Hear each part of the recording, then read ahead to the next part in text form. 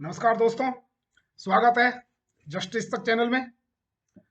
आशा है आप सभी अच्छे होंगे और शादियों का आनंद आप लोग सब ले रहे होंगे। एनीवे, हमें एनटीटी के जो अभ्यर्थी हैं उनसे थोड़ी शिकायत है मित्रों।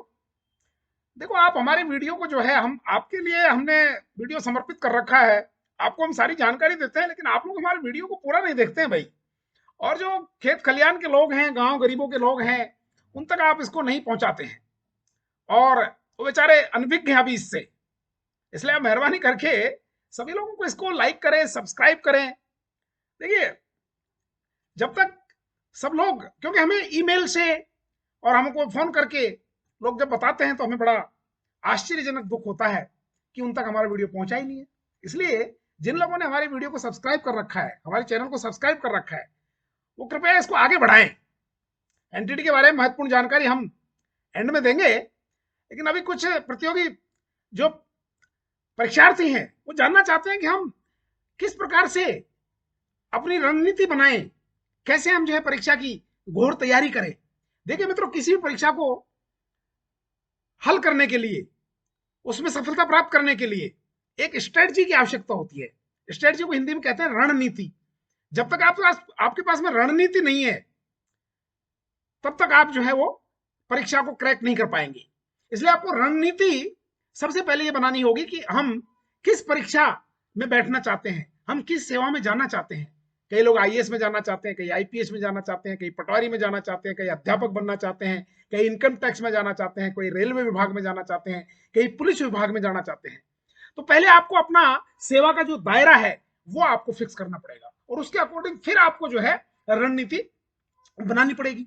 आईएएस के पेपर अलग होते हैं, फिर आपको विषय वस्तु की जानकारी होनी चाहिए। प्रीलिम्स में क्या आता है, मेंस में क्या आता है। आजकल तो हम देखते हैं पटवारी भर्ती परीक्षा, स्टेशन मास्टर की भर्ती परीक्षा, गार्ड की परीक्षा तक में जो है प्रीलिम्स होता है, फिर मेन होता है, फिर साइको टेस्ट होता है, दुनिया भर की चीजें होती हैं। इसलिए आपको क्या करना पड़ेगा, एक लक्ष्य निर्धारित करना पड़ेगा। ये नहीं कि आप लक्ष्य 4 निर्धारित कर लो फिर आप जो है उसकी तैयारी शुरू कर दो। पहले अपने आप को आप तय करो कि मुझे आईएएस बनना है, कि मुझे आईपीएस बनना है, कि मुझे जो है पुलिस अधिकारी बनना है, कि मुझे रेलवे अधिकारी बनना है, क्या मुझे पटवारी बनना है, क्या करना है। अपनी क्षमता के अनुसार, अपनी योग्यता के अनुसार, अपने परिवेश के अनुसार आपका ये नहीं कि जो है फला आदमी जो है आईएएस बन गया तो मैं भी आईएएस बनूं, फला टीचर बन गया तो मैं भी टीचर बनूं। आप में जितनी योग्यता है, आप कितना अपने आप को परिपक्व पाते हैं, उसके लिए आपका आत्मविश्वास लेवल कितना है, ये सब चीजें महत्व रखती हैं। फिर उसका आपको विषय का चयन करना पड़ेगा कि भाई मैं राजनीति शास्त्र में इंपॉर्टेंट रखता हूं, या मैं स्टैटिस्टिक्स में रखता हूं, या फिर मैं मेरी जो काबिलियत है वो इकोनॉमिक्स के लिए ठीक है, या मैं मास्टरी कर सकता हूं ज्योग्राफी में, या फिर मैं मैथमेटिक्स में कर सकता हूं। तो आपको उस विषय का बहुत अच्छी तरीके से जो है वो आपको चयन करना पड़ेगा। हर परीक्षा का अपना अपना एक पैटर्न होता है, हर परीक्षा का अपना एक अलग अलग दायरा होता है, उसका एक सिलेबस होता है। तो परीक्षा का प्रारूप आपको देखना पड़ेगा, उसके लिए आपको क्या करना पड़ेगा। फिर आपको नेक्स्ट पॉइंट आता है कि आप जो है उसके पैटर्न को समझें। पैटर्न को समझने के लिए क्या करना चाहिए मित्रों, आपको ओल्ड पेपर्स देखने चाहिए, उसका पूरा सिलेबस का गहन अध्ययन करिए। फिर देखिए कि पिछले साल कौन कौन से क्वेश्चंस आ गए हैं और अब कौन कौन से क्वेश्चंस आएंगे। तो आपको एक पैटर्न, एक जो प्रारूप होता है, उस प्रारूप का पता लग जाएगा। क्या समस्याएं हैं उसमें, सिलेबस कैसा है उसका, कितने टॉपिक्स हैं उसमें, उस टॉपिक में से कितनी चीजें प्रीलिम्स में आ सकती हैं, कितनी मेंस में आ सकती हैं। तो ये सब चीजें आपको ओल्ड पेपर्स के माध्यम से आपको पता लगेगा कि मेरा पैटर्न क्या है। ओल्ड पेपर्स को आप देखिए, कम से कम पिछले 5 से लेकर के और 10 साल तक के अगर आप देख लेते हैं तो कहीं कोई प्रॉब्लम नहीं आएगी। फिर आपकी विषय में जो पकड़ है वो मजबूत होती चली जाएगी। नेक्स्ट आता है, फिर आपको आजकल जो है फिजिकल मोड पे तो पढ़ाई करनी है, यानी टेक्स्ट बुक तो सॉल्व करनी है। जनरल नॉलेज के लिए आपको एक मैगजीन पढ़नी है, एक अखबार लगाना है। आजकल मित्रों डिजिटल जो है इसका बहुत इंपॉर्टेंस बढ़ रहा है। गूगल पे जाइए, आपको कोई भी आइटम मिल जाएगा। इसलिए आपको डिजिटल मोड पे भी पढ़ाई करनी होगी, क्योंकि इसका दायरा बहुत बृहत है, बहुत सूक्ष्म भी है। आप सूक्ष्म से सूक्ष्म चीज गूगल पर जाइए, आपको सब कुछ मिल जाएगा। तो आपको डिजिटल मोड पे पढ़ाई करनी पड़ेगी। यूट्यूब चैनल देखिए, कोई भी विषय को देखिए, उससे आप जो है जो ऐप डाउनलोड कर लीजिए। आजकल कोचिंग इंस्टीट्यूट ने ऐप डाउनलोड कर रखे हैं, ऐप बता रखे हैं, हम जैसे जो वीडियो बनाते हैं ऐसे, उनको आप डाउनलोड कर लीजिए। फ्री ऑफ कॉस्ट में बहुत सी चीजें आपको यहाँ पर मिल जाएंगी। तो फिजिकल मोड के साथ साथ आपको डिजिटल मोड की पढ़ाई आज के जमाने के हिसाब से करनी होगी। सबसे महत्वपूर्ण जो चीज है मित्रों, वो है आपका आत्मविश्वास लेवल, आपका कॉन्फिडेंस। जब तक आप कॉन्फिडेंट नहीं है किसी परीक्षा के लिए, तब तक nothing can be done. So have faith in yourself. उसके लिए केवल आप ही को आत्मविश्वास से भरना होगा।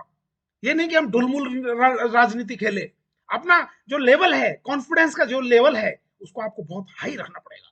और उसके लिए आपको मित्रों फिजिकली फिट, वही हमारी theory, physically fit, mentally alert और स्पिरिचुअली हाई रहना पड़ेगा। और अपना आत्मविश्वास बढ़ाने के लिए I can, I will and I have to do it, ये जो थ्योरी है कि मुझे करना है, मैं कर सकता हूं और मुझे करना ही है, तब आपका आत्मविश्वास लेवल बढ़ा रहेगा। जब आपका आत्मविश्वास लेवल कमजोर होता चला जाता है, तब आप उसको इन थ्योरीज के माध्यम से उसको बढ़ाइए, उसको डेवलप करिए और अपना जो थिंकिंग है उसको पॉजिटिव रखिए। उसके बाद सबसे महत्वपूर्ण चीज है मित्रों, आजकल जो है नोट्स तैयार करना। जब तक आप नोट्स तैयार नहीं करोगे, पेपर लीजिए, पेपर लेकर के आप जो है इस तरह के पेपर ले लीजिए, ज्योग्राफी, इकोनॉमिक्स, हिस्ट्री, सिविक्स, अर्थशास्त्र, जो भी है, भूगोल, mathematics, political science, current affairs, CSAT, सबके नोट्स बनाइए और नोट्स बना करके और फिर आप पढ़ाई शुरू कर दीजिए। अपने खुद के नोट बनाइए और फिर एंड में आप मॉक टेस्ट दीजिए। आज कोचिंग इंस्टीट्यूट से जुड़ जाइए। मॉक टेस्ट अगर आप नहीं देते हैं तो फिर आपका जो लेवल है, आप कहां कितने पानी में हैं, उसका पता नहीं चल पाएगा। इसलिए आप जो है मॉक टेस्ट जरूर दें, उनको चेक करवाएं समय समय पर।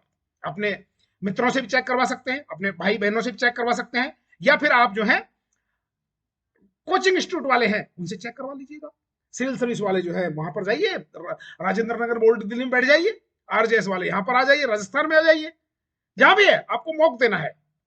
आरएएस हो, पटवारी हो, साइंटिस्ट की एग्जाम हो, व्हाटएवर इट बी, पुलिस की हो, सब इंस्पेक्टर की हो, आपको जो है मॉक टेस्ट देने हैं।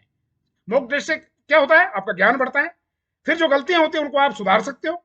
तीसरा, आपकी स्पीड बढ़ती है। हम देखते हैं कि प्रश्न पत्र में आ रहे हैं 40 सवाल, आप जो है 4 सवाल छोड़ देते हैं, 3 सवाल छोड़ देते हैं। एक सवाल भी अगर आप छोड़ देते हैं, 1 नंबर का भी, उससे आपकी मेरिट पे बहुत फर्क पड़ेगा मित्रों। इसलिए पूरे you have to attempt full, complete आपको अटेम्प्ट करना है। और ऑब्जेक्टिव टाइप सवालों के लिए आपको नेगेटिव, यदि आप मॉक देते चले जाते हैं तो आपको आइडिया आ जाता है, क्योंकि 4 विकल्प होते हैं, 4 विकल्प में से एक सही होता है। तो आप जितनी प्रैक्टिस करोगे उतने आप परफेक्ट होते चले जाओगे। Practice make a man perfect. Entity मई के 3rd वीक में आपकी डेट है, डोंट वरी, हम जीतेंगे निश्चित रूप से। एनसीटी वाले डीबी में जाइए, जम्मू कश्मीर वाले डीबी में जाइए, ECC, DPSC, whatever it be, इनके लिए हम लड़ाई लड़ेंगे। पीपीटीसी, हम ये हमारा थ्योरी यही है कि नॉमेनकल्चर का डिफरेंस है, बाकी सब चीजें एक ही है। क्लियर? तो मई के 3rd वीक तक वेट करिए, we will win certainly. Have a nice day, thank you very much. और हमारी वीडियो कृपया लाइक करें, सब्सक्राइब करें, जितना शेयर कर सके करें। Thank you, have a nice day. अब आप भी मैरिज में एंजॉय करिए and I will also enjoy. Thank you, bye bye, see you very soon.